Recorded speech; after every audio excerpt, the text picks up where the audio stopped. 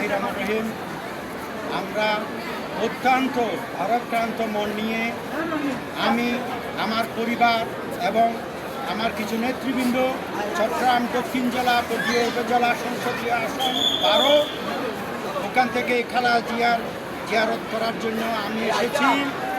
আমরা আজকে 15টা বছর আমাদের নেত্রী যেই কষ্ট ভোগ করেছেন খারাপ পাশের মাধ্যমে, তার থেকে কম হলেও আমরা অনেক নির্যাতন ভোগ করেছি।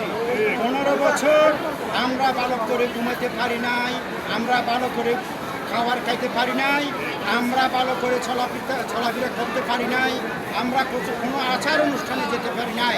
1971 সালের এই যে রাজাকারের মতো ভূমিকা রেখে বাংলাদেশ আওয়ামী লীগ শেখ হাসিনার দল যেভাবে তৃণমূল থেকে গুছাইয়ে এই আমাদেরকে নির্যাতন করেছেন এবং অত্যাচার করেছেন, সেই